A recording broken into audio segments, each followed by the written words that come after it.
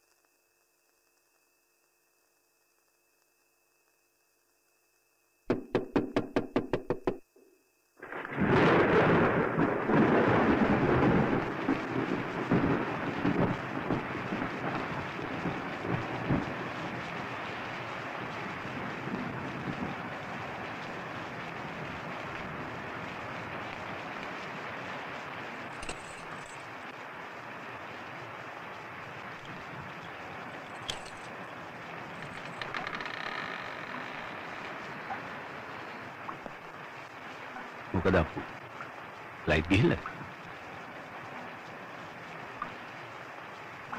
මේ අප්පිනේ මට අඳුරගන්නත් බැරි වුණානේ. මගේ දැන් ඇස් පෙනීමත් හොඳ නෑ අප්පේ. ඒ දොරට තට්ටු කරනකොට මං බය වුණා වෙන කවුරුවක්වත්ද කියලා.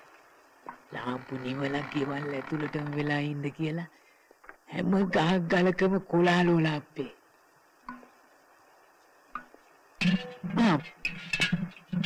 බලාගෙන අප්පේ.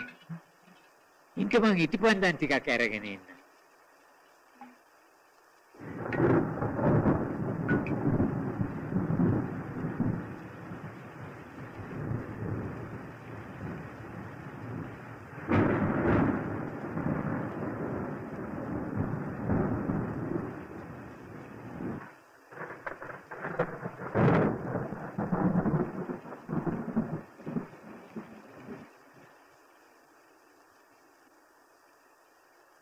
මේ කාලකන්ණි වැස්සහන්ද මුළු වලව්ව හැම තැනම තෙමෙනවා අප්පේ.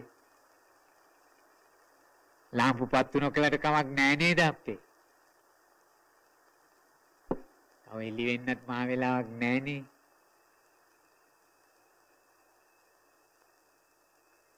එළි උණයි කියලා දොට්ට පිළට බයලා යන්න පුළුවන් කාලයක් නෙමෙයි මේක.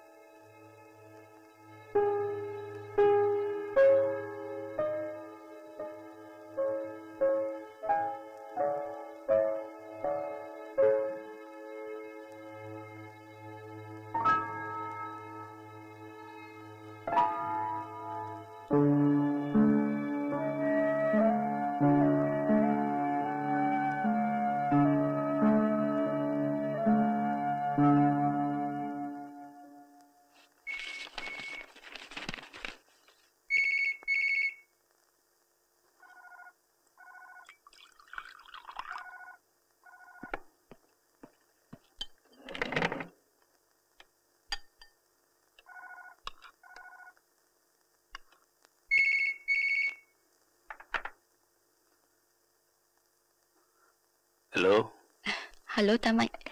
මොකක්ද තාම නිදිද? අද උදේම මට මොකුත් වැඩක් නැහැ නේ. වැඩක් නෑ. හොඳට කල්පනා කරලා බලන්න. ඒ ළමයෝ අද උදේ 8ට උසාවියේ ඉන්නේ බෑ. අදවා ජූරියනේ. මලා. ඔයා මතක් කරනකම් මට අමතක වෙලා නේ තිබුණේ. ඇත්තද? අපිම ඉන්න ඕනේ ඉතින් ඔය මතක් කරන්න.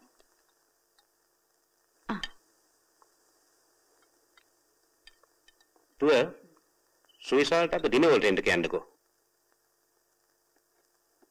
තාත්තා කියනවා අදවත් ඩිනර් වලට එන්නලු. එනවද? ඒකත් අමතක වෙයිද දන්නේ නෑ නෑ මට මතකයි. Okay, bye.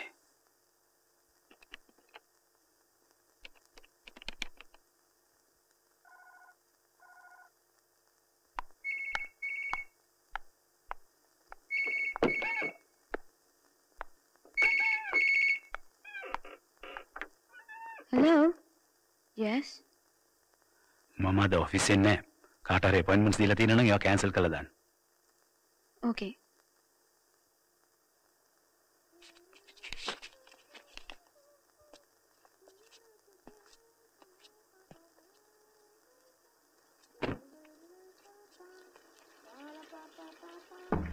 පොඩ්ඩක් ඉවසන්නකෝ මං එනකම්.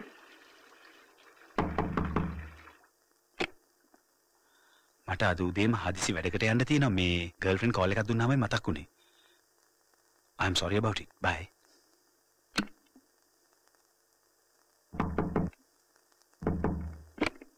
අපි ආයේ කවද්ද හම්බෙන්නේ? මම ඔයාලට කෝල් එකක් දෙන්නකෝ.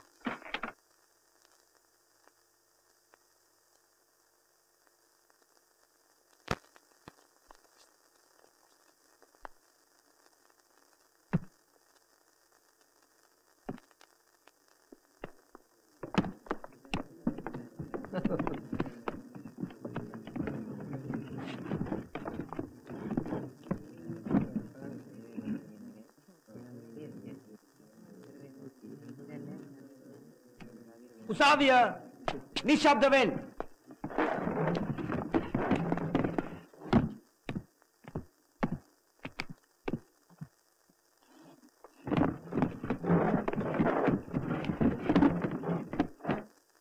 මහාධිකරණ අඩු අංක 98.12.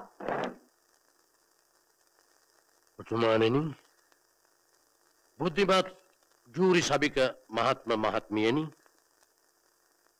අප ඉදිරියේ සිටින මෙම විත්තිකාරිය 1989 ජනවාරි මාසේ 19 වෙනි දින ගල්කිස්සේ චැපල් පාරේ අංක 39 වෙනි ධර්ම ස්ථානයේ පිහිටි සීබ්‍රීස් නැමැති හෝටලයේදී ජෝන් විජේසිංහ මහතා සාපරාධී ලෙස මරණයට පත් කිරීම සම්බන්ධයෙන් දණ්ඩ නීති සංග්‍රහයේ 296 වෙනි වගන්තිය යටතේ මිනිමෙරුම නැමැති චෝදනාවට ලක් වී සිටිනෝ.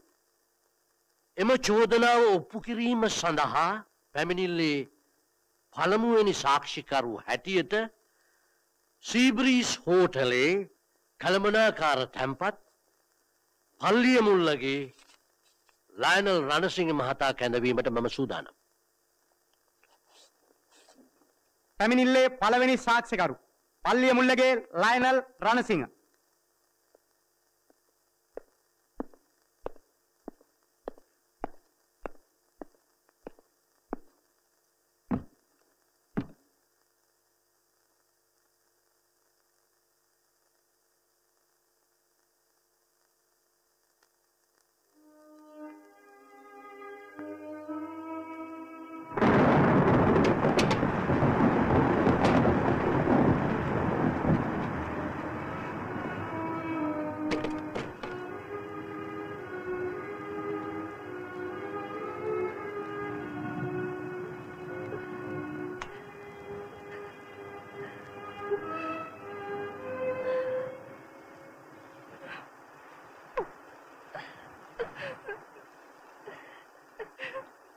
පහවදා උදේ 9:30ට විතර ජෝන් විජේසිංහ මහත්මයා නැවතිලා හිටපු 14 කාමරේ දොර තාමත් වහලා කියලා සේවකයෙක් මට පැමිණිලි කළා.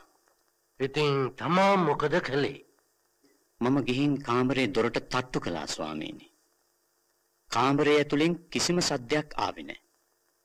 පස්සේ මම යතුරු කවුළුවෙන් එබිලා බැලුවා. ඒත් යතුරු කවුළුවේ යතුරු තිබුණ නෑ ස්වාමීනි. පස්සේ තමා මොකද කළේ? මම අතිරේක යතුරකින් කාමරේ දොර ඇරලා කාමරයට ඇතුළු වුණා ස්වාමීනි. ඊට පස්සේ තමා මොනවද දැක්කේ?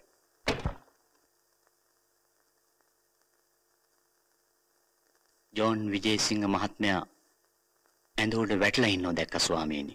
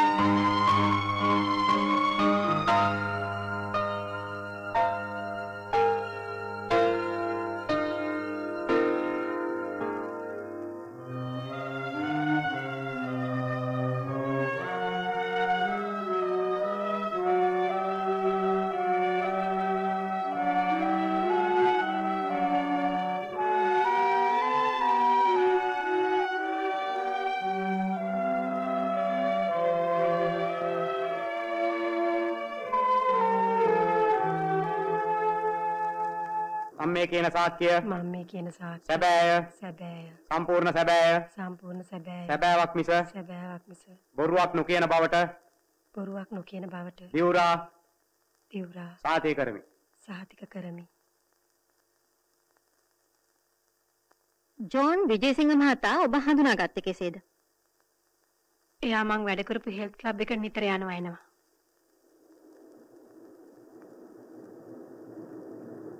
ප්‍රශ්නගත රාත්‍රියේ ජෝන් විජේසිංහ මහතා මුණ ගැහුනේ කොහොමද? එදා එයා මාව තෝරගත්තා. උසාවියට උත්තර දෙන්න. එදා එයා මාව තෝරගත්තා.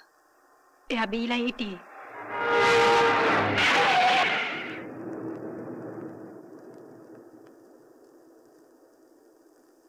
ඊට පස්සේ ආ මට එළියට යන්න කතා කෙරුවා.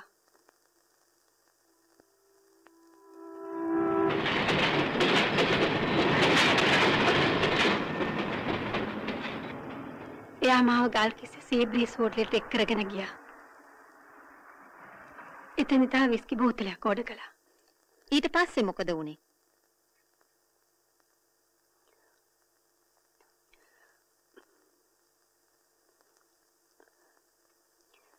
එයා මට හිරිහැර කරන්න පටන් ගත්තා.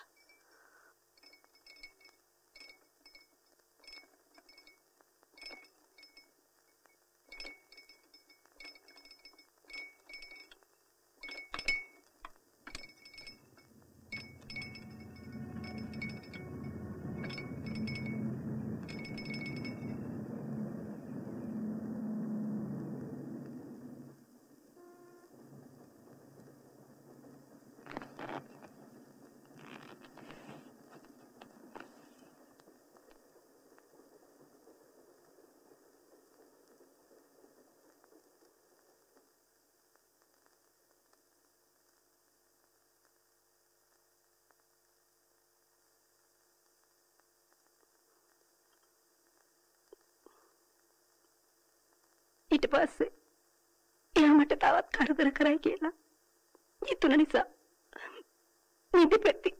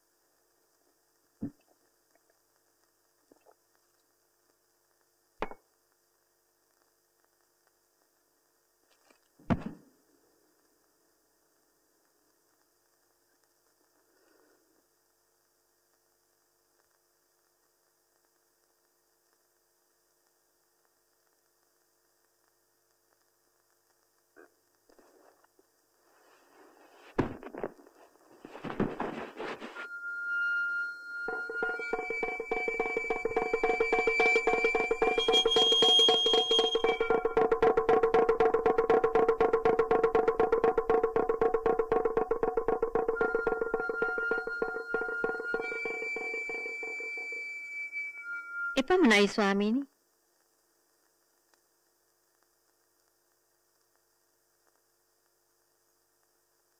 මෙම නඩුවේ වැඩිදුර විභාගය ජූලි මාසේ 17 වෙනිදා. අද දින අධිකරණයේ පෙනී සිටින සියලුම සාක්ෂිකරුවන්ට එදින අධිකරණයේ පෙනී සිටින ලෙස අවවාද කරනවා.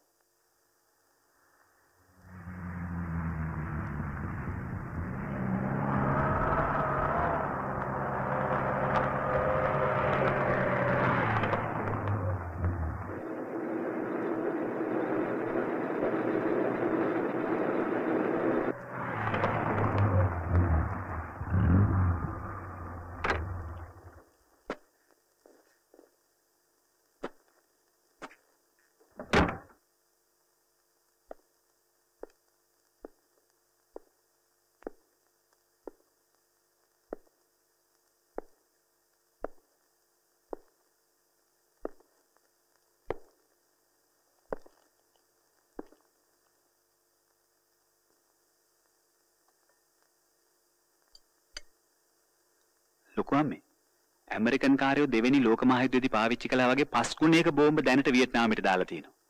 අද පොඩි ළමයාගේ ඉඳලා මුළු රටම අනාථ වෙලා. අපි වගේ බුද්ධඝම් කාරයෝ උණ බම්බු වලින් ආයුධ හදාගෙන ඇමරිකන් අධිරාජ්‍යවාදීන් විරුද්ධව සටන් කරනවා. ලොකු අම්ම දන්නවද වැඩක්?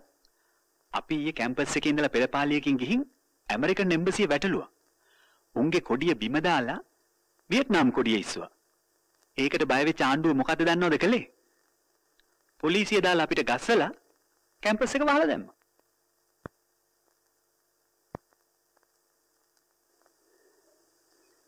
පුතා අන්තිමටම මෙහෙ ආවේ පద్මනංගිගේ 3 මාසේ දානෙට. කොහේ ඉන්නද ලොකු අම්මේ? විභාගේ වැඩයි ශිෂ්‍ය සංගම් වැඩයි ඔක්කොම පැටලිලා. ඉඩක් ලැබුණ වෙලාවේ මං හිතුවා මෙහෙ ඇවිත් මගේ තීසිස් එක ලියන්න. මොනවද ඔය? පිල් මාළුවක්. 1969 10/12 ඈදෙස වමනාවෙන් බැලීමේ අවශ්‍යතාවය තිබුණද ලොකු අම්මා නිසාය කළ නොහැකි විය. කෑම මේසේදී දැනුණු හද ගැස්ම ඈදෙස නැවතත් බැලීමට මා පෙළඹ වී.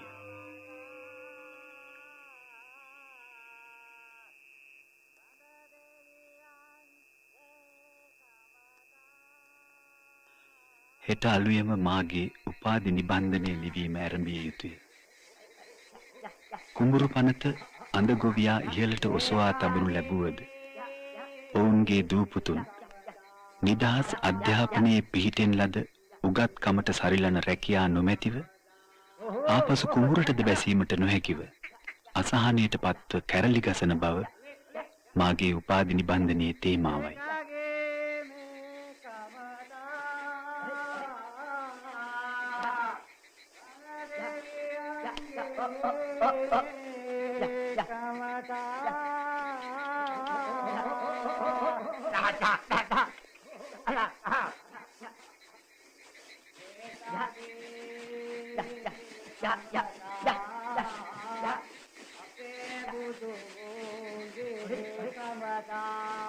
අප්පෝ අස්වැන්න ගෙනියන්න මේ පැත්තේ ආවයි.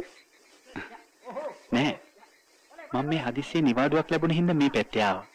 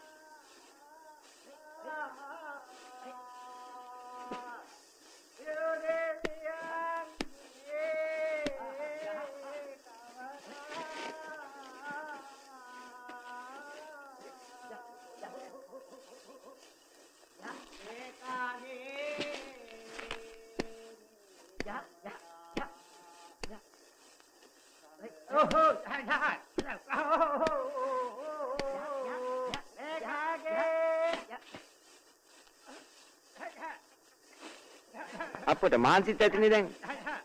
කොළුවෝ උඹ අරගෙන දැක්කපන් කෝක.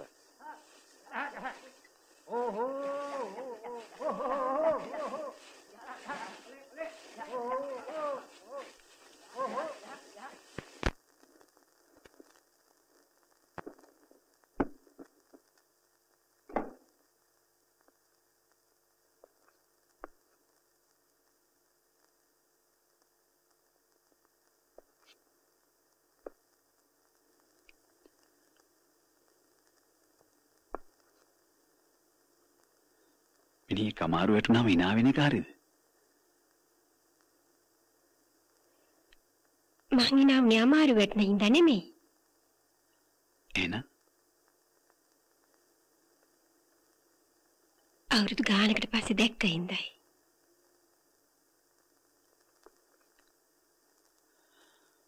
මමත් හිතුවේ නෑ මේ තරමට වෙනස් වෙලා ඇති කියලා.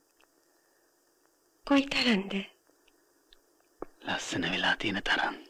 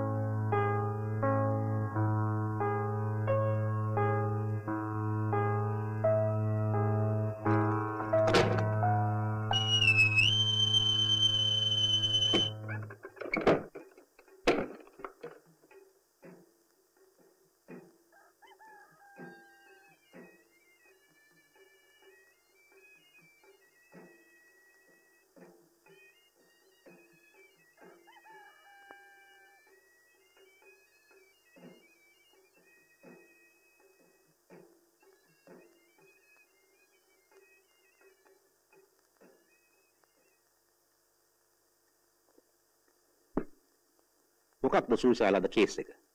ගෑණියෙක් මිනිහෙක්ව මරලාද? නැත්නම් මිනිහෙක් ගෑණියෙක්ව මරලාද? ඔයා දන්නවනේ ජූරි මෙම්බර් කෙනෙක් වෙච්චාම පිට කෙනෙක් එක්ක කතා නොකරන පොරොන්දු වෙලා තියෙනවා කියලා. මං පිට කෙනෙක් මං සුයිසයිඩ්ගේ අනාගත මාමන්දිනේ.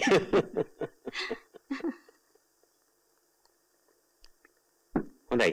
ඔයා හිතන් ඉන්නේ අපේ දුව ඔය ගැන තාම කතා කරේ නැහැ කියලාද? මං නම් හිතන්නේ නැහැ. මං හරි නේද සුයිසයිඩ්? ඔව්. එයා කතා නොකලේ එයාට තාම වෙලාවක් ලැබුණේ නැති නිසායි. ඔයා පඬිතයා වෙන්න නැතුව ඉන්නකෝ. දුව මොනවද ඔය? මේ today special.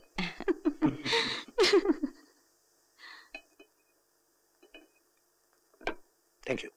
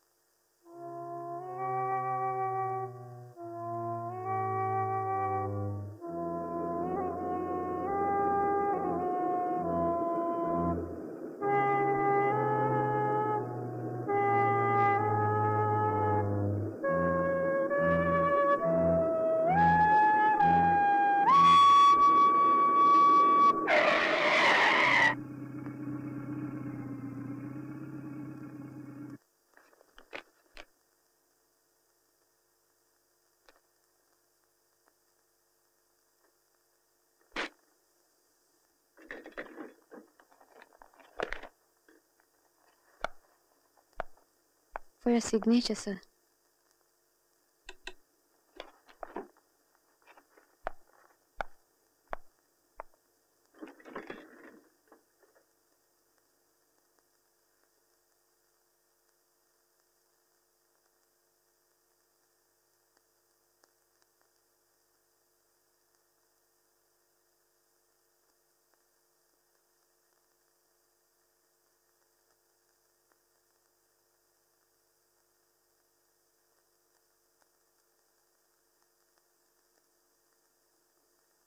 Will you leave the room, please?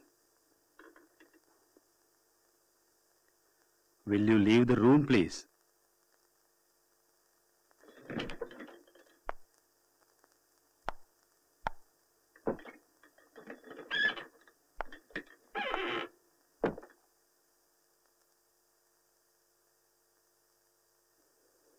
ඉතින් අප්පු හරිම ඉන්ටරෙස්ටිං සිටුේෂන් එකක් නේ. මේක හරියට WS ඉල්ලා ෂූරින්ගේ නවකතාව කියන සිද්ධියක් වගේ. විකි hina වෙනවා. මට නම් දැනෙන්නේ ඇඟේ පණ තිබුණට ජීවිතේ නැවතිලා වගේ. මට තේරෙනවා. සුයිසල් හිතන්නේ සුයිසල් ඉන්නේ අඩියක්වත් ඉස්සරහට තියාගන්නත් බැරි පස්සර ගන්නත් බැරි ස්ථානෙක. එහෙම නේද? හැබැයි සුයිසල්ට නොවැටුණාට ඉස්සරහින් පාරවල් දෙකක් තියෙනවා. එක ඔය ජූරියෙන් ඉල්ලා ස්වීම. එහෙම වුණොත් ඔය ගෑණි පෙස්සමක් ඉදිරිපත් කළොත් මාව අනාථ කරපු මේ පුද්ගලයා මේ ජූරියේ ඉන්නවයි කියලා. ඔය ජූරිය අවසි කරන්න සිද්ධ වෙනවා. නඩුව අලුතින් අහන්න සිද්ධ වෙනවා.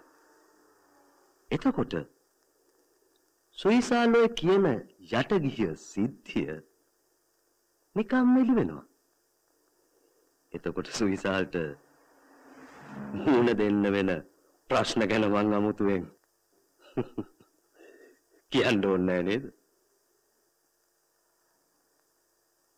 මම ජූරියෙන් ඉල්ලාස් වෙන එක තැන් තැන් වල මාතෘකාවක් වුණා. ඔය සිද්ධිය ආයෙත් මතුවෙන්න පුළුවන් නේ. yes most definitely. හැබැයි අනිත් පැත්ත නිස්සද්දව සිටීම. මුල් වතාවේදී ඔය ගෑනිට සුයිසල්ව අඳුර ගන්න බැරි වුණා නම් ආය අඳුර ගනී කියලා අපිට හිතන්න බෑ. ඔය ගෑණි හිරේට ගියාම ඔය කියන යට ගිය සිද්ධිය නිකම්ම වැල්ලෙනවා. සුයිසල්ගේ ප්‍රශ්නේ ඉවරයි.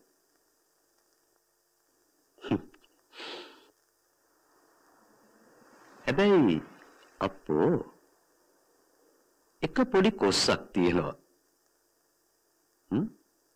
ඔය ගෑනිට සුයිසල්ව අමතක වුණාට මේ සිද්ධිය ගැන දන්න වෙනින් කවුරු හරි ජීවතුන් අතර ඉන්නවද?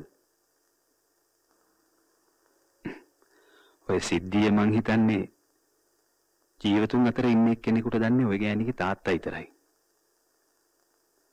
මිනිහා තමයි අපි පුංචි කාලේ ඉඳලා පරණ වලව්ව බලා කියාගෙන ඉන්නේ. තමන්ගේ දුව මේ වගේ නඩුවකට පැටලිලා ඉන්නවා කියලා මිනිහා දන්නේවත් නැතුව ඇති.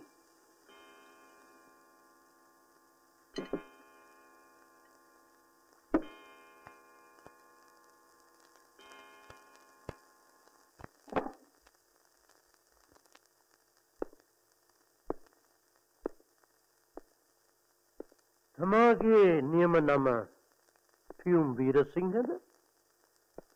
නැත්නම් W.A. පියුම්ද? වීරසිංහ ආරච්චිලාගේ පියුම්. මා කියා සිටිනවා තමා නම් දෙකක් භාවිතා කරනවා කියලා.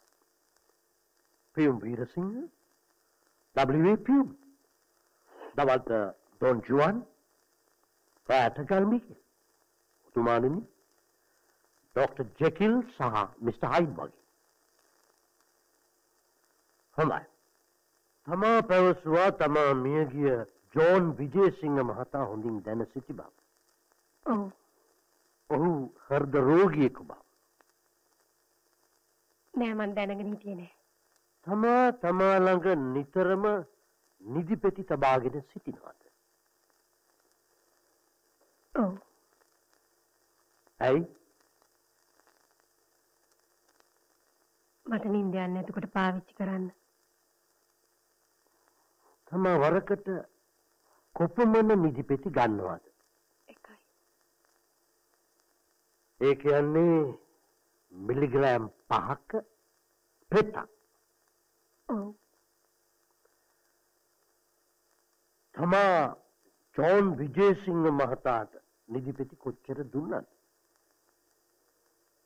මන් දන්නේ නෑ. ඇයි? එයා කාමරේට ආපහු එන සද්දෙට මං කලබල වුණා. ඒ වෙලාවේ මගේ අතින් නිදිපෙති දෙකක් තුනක් වගේ ආගේ විස්කි වීදුරට වැටුණා. උතුමාණෙනි වෛද්‍ය වාර්තාව අනුව මිලිග්‍රෑම් 30ක ප්‍රමාණයක නිදිපෙති මියගිය ජෝන් විජේසිංහ මහතාගේ ආමාශගත වී තිබුණා. තමා මේ ජූරි සභාව ඉදිරියේ කියා සිටින්නේ මිලිග්‍රෑම් 30ක නිදිපෙති මේ විස්කි වීදුරුවට දැම්මේ ඔහු නිදි කරවීමට බවද නැත්නම් ඔහු සදාකාලිකව නිදි කරවීමට?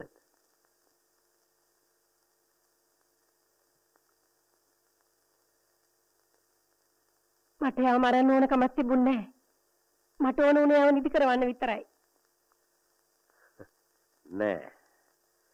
තමාට ජෝන් විජේසිංහගේ මරණය දකින්ට ඕනකමක් තිබුණා.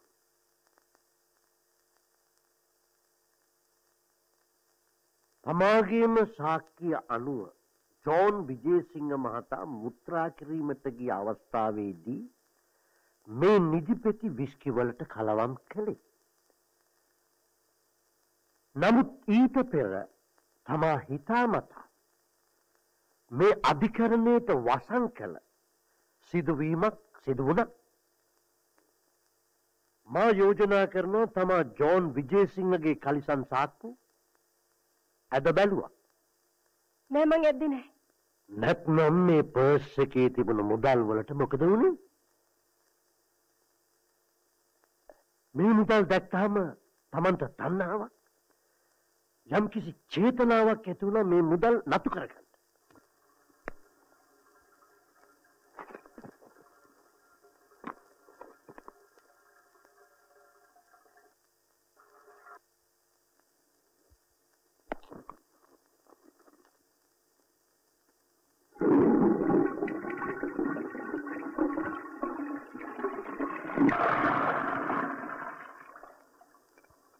ඉන්පසු තමා බලාපොරොත්තු වූ පරිදි සියල්ල සිද්ධ වුණා.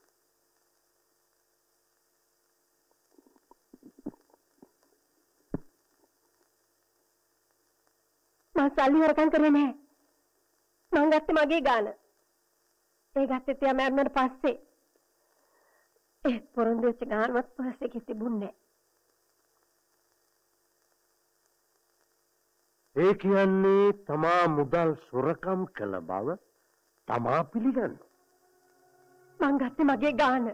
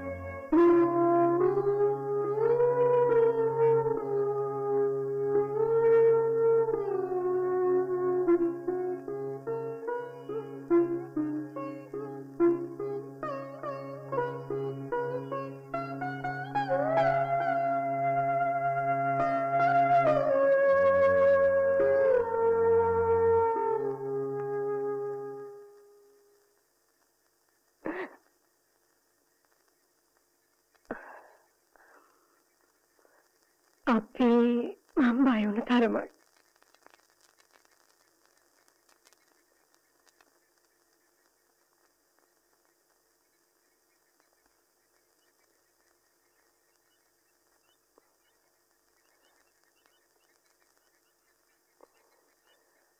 අප මාව අමතක කරන්නේ නෑ නේද?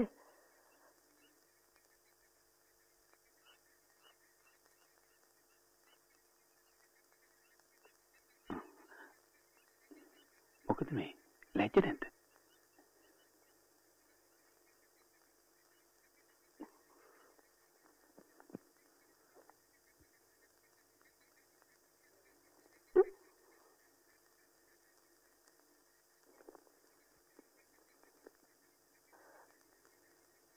මට මොකටද සල්ලි?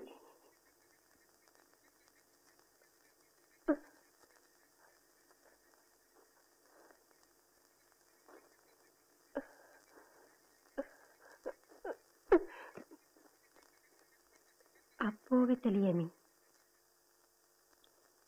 අප්පෝ මේ ඇවිදින් ගොහින් සුමාන 3ක් විතර වෙන්ට එනවා. ලියුම් කෑල්ලක්වත් ලැබුණේ නැති හින්දා මං හිතුවා කරදරයක්වත්ද කියලා. ඒකයි ලියන්නේ. මේ දවස්වල මම උපාධි විභාගයට ලෑස්ති වෙනවා. ඒ නිසා කොහෙවත් යන්න ඉන්න වෙලාවක් නැහැ.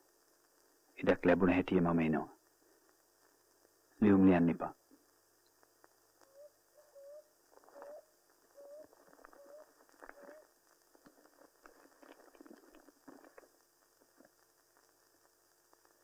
ලියන්නේ අප්පුට කරදර කරනවාට සමා වෙන්න. ඒත් මේ ලියන්නේ නොලියාම බැරි නිසායි.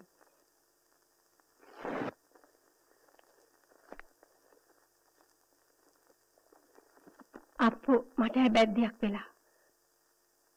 වලව්වේ හැමවත් අප්පච්චිවත් තාම මේ ගැන දන්නේ නැහැ. දැනගත්තොත් මට ගමෙත් විසුමක් නැහැ. ඊට කලින් ඇවිත් මාව බේරගන්න.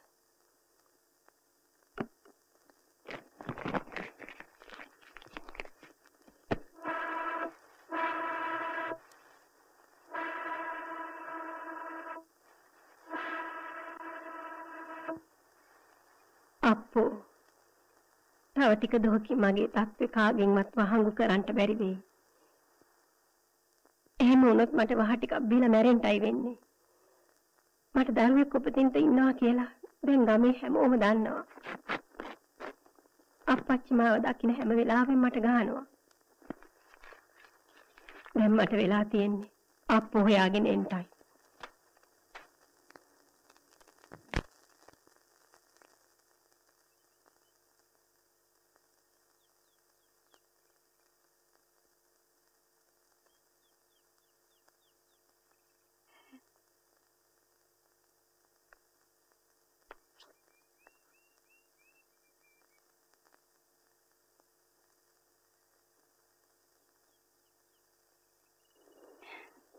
Many happy returns. Thank you. උපන්දිනේ දවසවත් උදේ නැගිටින සිරිතක් නෑනේ. පොඩ්ඩක් ඉන්නකෝ. මම මිනිත්තුවෙන් එන්න.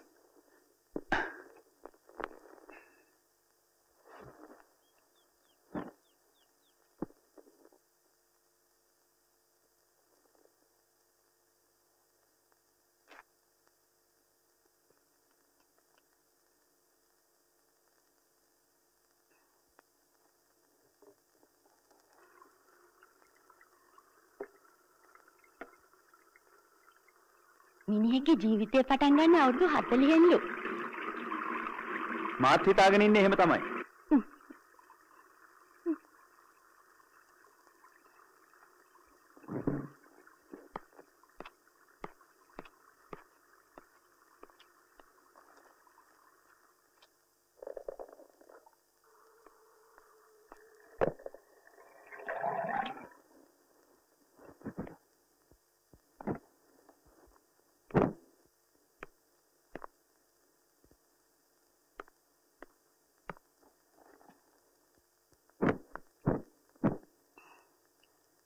හිතන් ඉන්නවා තමයි. උපන්දිනේ කියලා මතක් වුණත් මං ආහවනේ.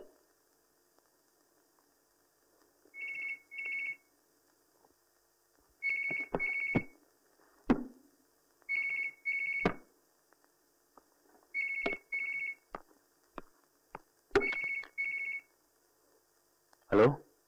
අර ගෑණි වඳුනගත්තා. හැබැයි අප්පෝ එහෙම අඳුනගත්තන උඹ ගස් නෑ නෑ. ඒකනේ මං කිව්වේ. දැන් බයක් වෙන්න දෙයක් නෑනේ. කීල් ගස්වල හොට පටල ගන්න යන්න එපා. නෑ නෑ.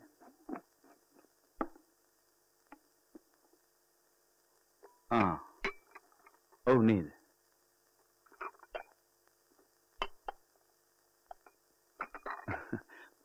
ඔව් නේද?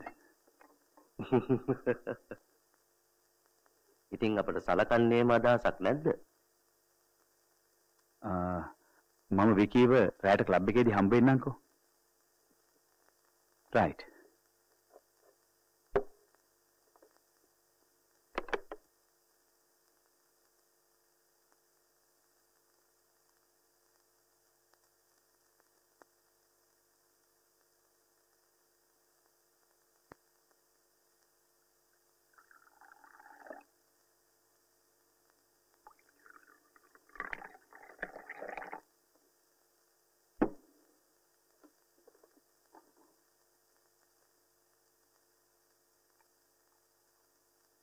ඔයා දන්නවනේ අපේ ගෙදරින් මට කිසිම බලපෑමක් නැහැ.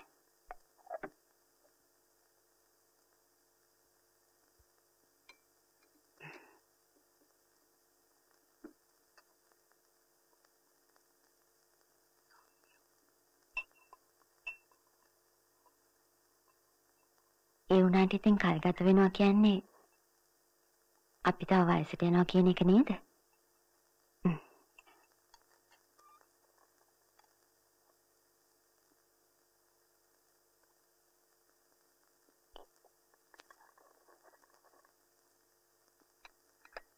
ඔය ලොකු උත්සව මොනවත් ඕන නැහැ.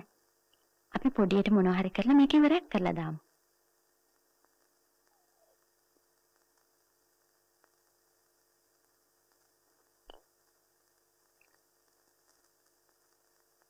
කෝ ඔයා මුකුත් කියන්නේ නැහනේ.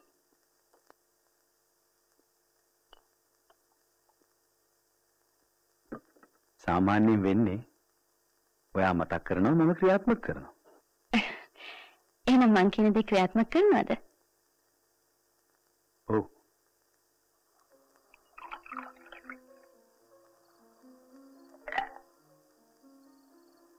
ඒ ගෑණි මඳුනගත්තේ නැහැ නේද?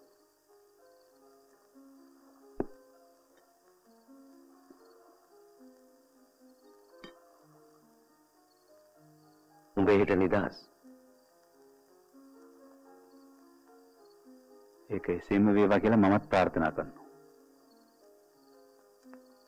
මොකද ඒක බොහොම වරකින් කිව්වේ. මට නම් හිතෙන්නේ ගෑණි මාව අඳුරන්නේ නැති විදිහට රඟපාලා මටම මාව අඳුරගන්න ඉඩ ඇරියද කියලා. මට තේරුන්නේ නැහැ. අවුරුදු 20කට ඉස්සෙල්ලා දැනගෙන හිටිය කෙල්ල නෙවෙයි මං උසාවියේදී දැක්කේ.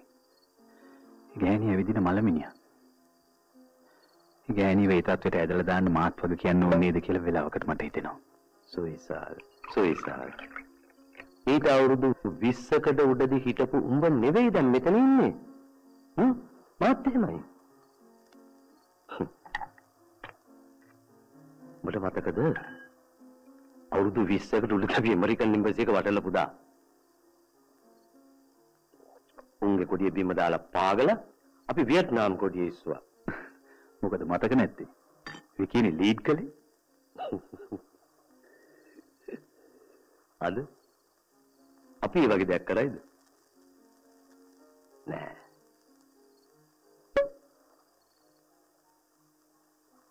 ඔය ගෑණි උඹ අඳුරා නොගත්තේ.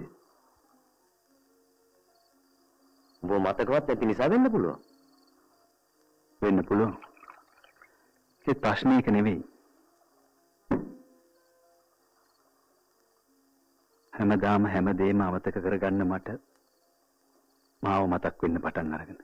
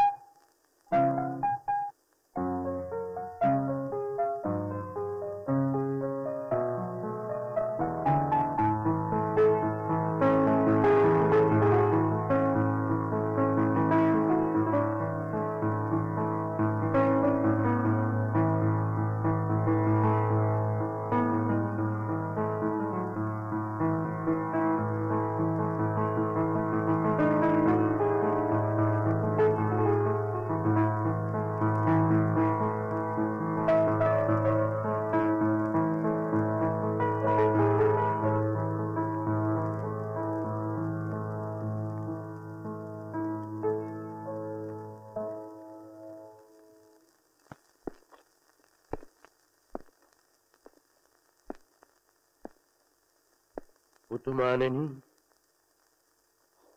බුද්ධිමත් ජූරි සභික මහත්ම මහත්මිය තෙදිනක් තිස්සේ කෙරීගෙන ගිය මෙම නඩු විභාගයේ අවසන් අදියරටයි අපි එළඹ සිටි. ඔබ වෙත පැවරී ඇති කාර්යභාරය ඔබ මැනවින් දන්. ඒ නිසා මේ පිළිබඳව අගතියෙන් තොරව නිගමනයකට එළඹීමට ඉවහල් වන වැදගත් කරුණු කිහිපයක් පමණක් යලි මතක් කර දීමට මා අදහස් කර සිටිනවා. මේ සුදු අත හැඳි කට මෙවන් සාපරාධ ක්‍රියාවක් කිරීමට පෙළඹුණේ මන්ද? මෙම විත්තිකාරිය නියෝජනය කරන දූෂිත සමාජ සංස්ථාවට අපගේ සාරධර්ම අපගේ මිනිස් වටිනාකම් විනාශ කිරීමට ඉඩ දෙනවාද? නැත්නම් නැවතීමේ ලකුණ යොදනවාද?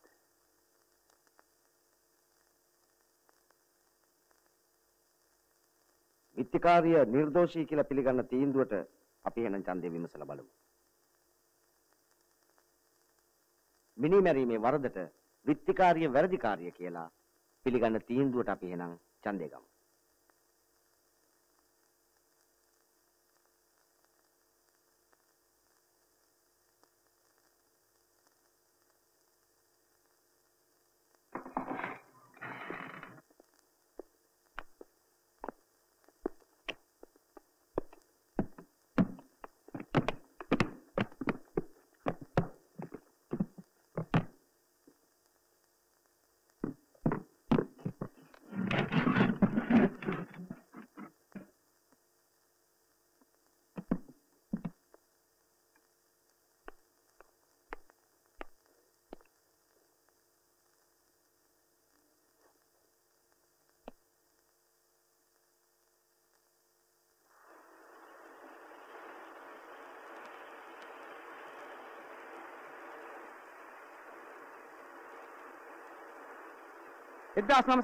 ජනවාරි මාස 19 වෙනි දින ගල්කිස්සේදී ජෝන් විජේසිංහ මහතා ඝාතනය කිරීම සම්බන්ධයෙන් මෙම අධිකරණයේ පවරා තිබූ නඩුවේ පැමිණිලි විසින් සියලු චෝදනා සාධාරණ සැකයෙන් තොරව ඔප්පු කර ඇති නිසා තමාට දස වසරක සිර දඬුවමක් නියම කරමි.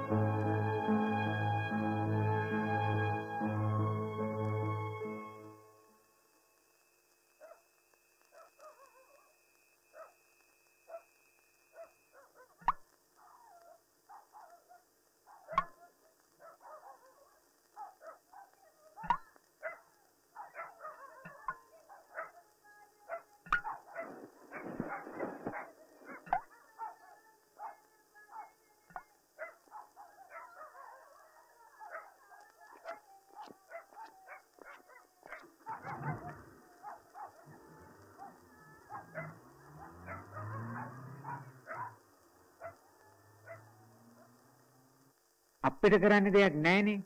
අපිට කියන්නේ නැතුව වෙන කාට කියන්නද බං? අපි මොනවා කරන්නද? උඹලා කොල්ලෝ උඹලම හොයාගන්න එපා. අපේ කාලෙකට පස්සේ කොළඹ ඉඳලා එළ ඔය වලව්වට කොට වැදුනා විතරයි. ඒ ඇස්සේ උඹලා ඇවිල්ලා කරදර කරන උඹලා දරුමල්ල හොයලා දෙන්නේ කියලා උන්නාත්.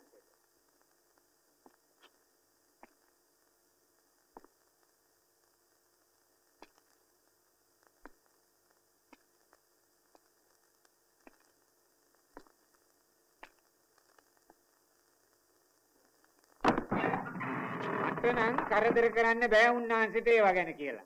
තේරුණාද?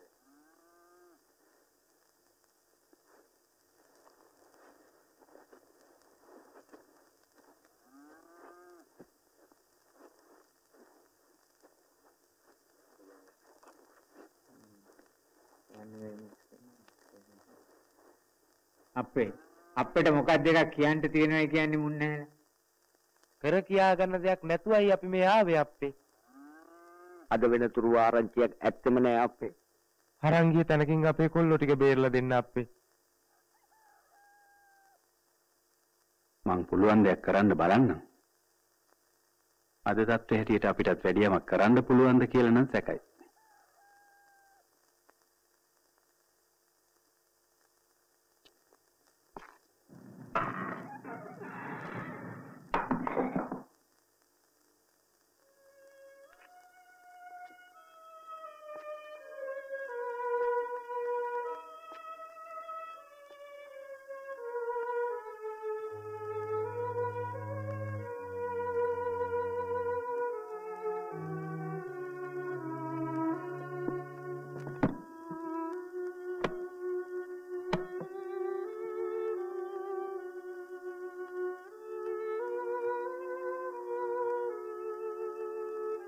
අප්පු මං හෙට පාන්දරම කොළඹ යනවා. හොඳයි. දැන් මේ ගම අප්පිලාට ජීවත් වෙලා ඉන්න හොඳ තැනක් නෙවෙයි. මං පණ ගැහි හිටියේ මොකෙක් හරි මෙතෙන්ට පාත් වෙලා අපිට කරදරයක් කරයි කියලා.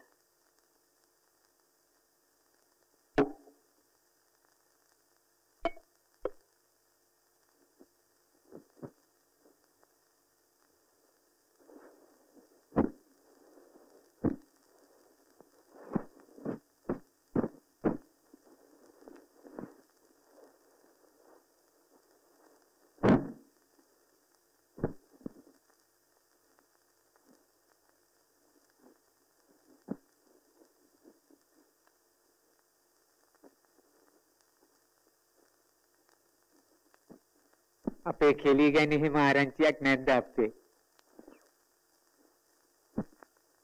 නෑ.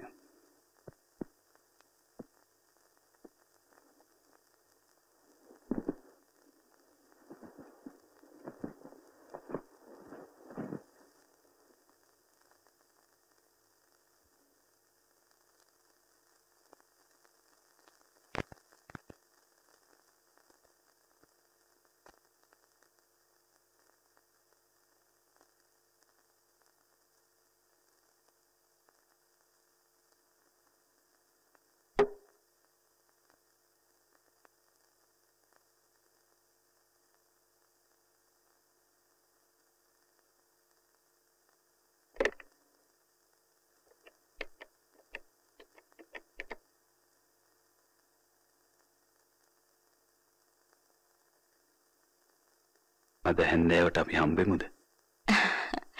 කොහෙද අපේ මෙච්චර කල් ගිහිල්ලා හිටියේ? ආවම විස්තර කියන්න. අද අපේ ගෙදර එනවද? ගෙදර නෙවෙයි වෙන තැනක. තියන්න.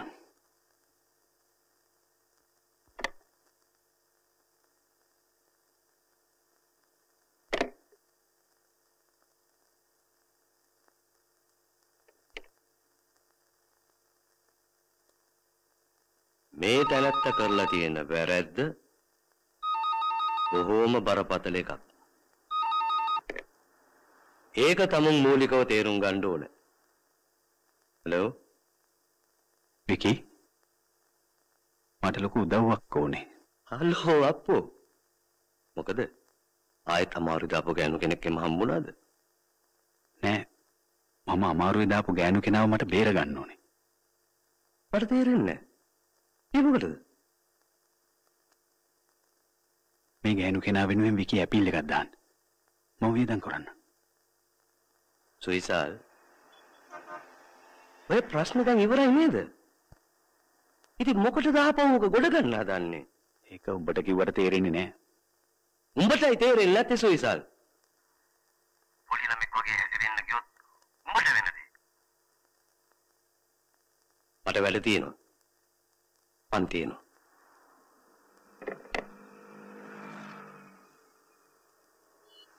ඉතින් අපි කොහෙද කතාව නැත්තේ?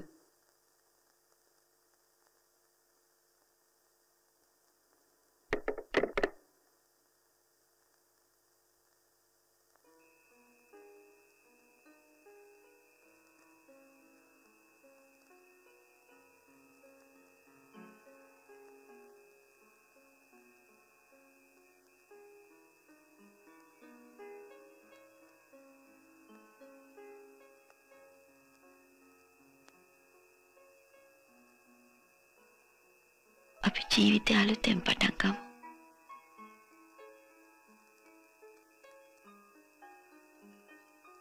මම ඔයාගෙන් තව එක දෙයක් බලාපොරොත්තු වෙනවා. මොකක්ද? මේ ගෑනු කෙනා වෙනුවෙන් ඇපීල් එකක් දාන්න මම හිතුවා.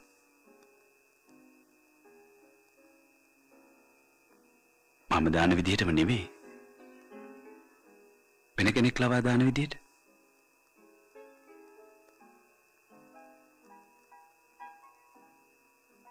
ඔයා කරපු වරද අමතක කරලා ඔයත් එක්ක ජීවිතේ ඉතුරු කාලේ ගත කරන්න මම ලෑස්ති නම් ඔයා අපීල් කරන්නේ කාගෙන් සමාව ගන්නද? මං කරපු වරදට ඔයාට සමාව දෙන්න පුළුවන් නම් ඇයි ඔයා මගේ අදහසට විරුද්ධ? මේ සිද්ධිය දැන් දන්නේ ඔයමයි විතරයි. ඔයා අපීල් කරන්න ගිහිල්ලා මේක එළි වුණොත් අපි කොහොමද සමාජයට මුණ දෙන්නේ? අපේ අම්මා තාත්තා නෑදෑයෝ ඔයාගේ කන්තෝරු ඔයාගේ යාළුවෝ ඒ අයව කොහොම බාරගනීද? සර් මෙනු එක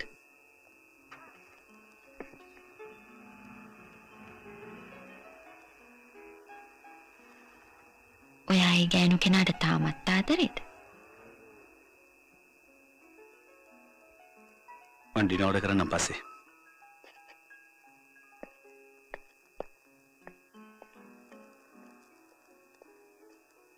ඒ ගෑනු කෙනාට මම වැරද්දක් කළා.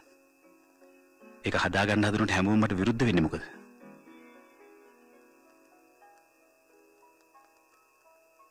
වාට කවදාවත් ඒ වැරද්ද හදාගන්න බෑ. ඔයා හදන්නේ ඔයාගේ හිත හදාගන්න.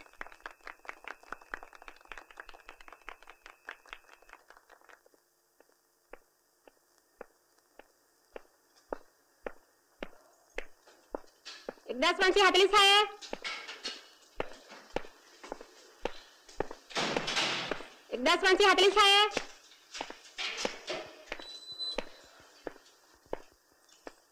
එක්දස් 546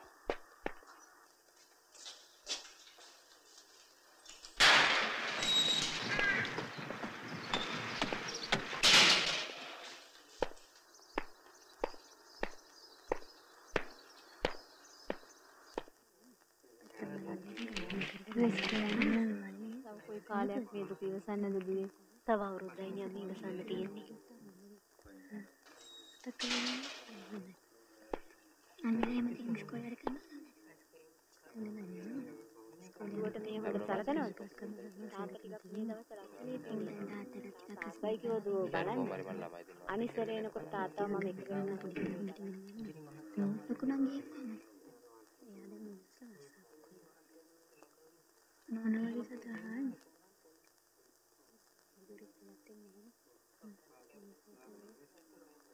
මාව අඳුරන්න පුළුවන්ද?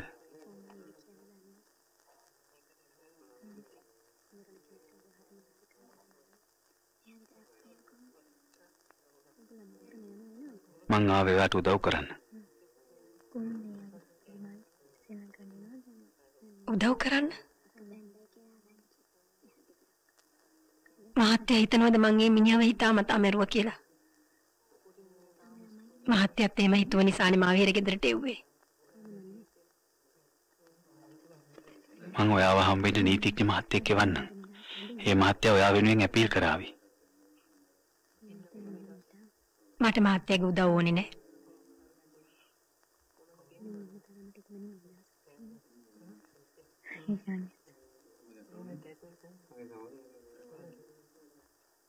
මට මගේ පාඩුවේ ඉන්න දෙන්න.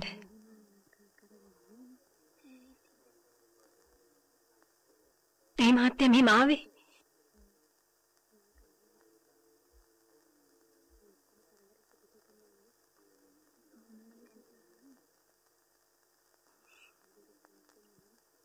මහත්තයාට බබාලා ඉන්නවද?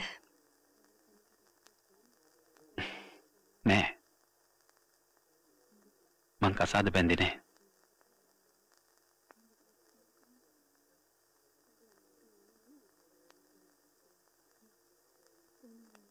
තා විනාඩියයි තියෙන්නේ.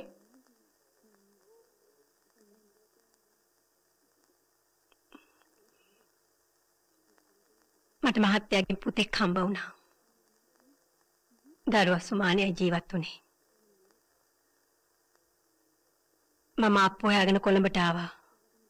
මට අප්පුගේ ගෙදරට යන පාර හොයාගන්න බැරි වුණා. දැන් ඔය කට්ටිය යන්න.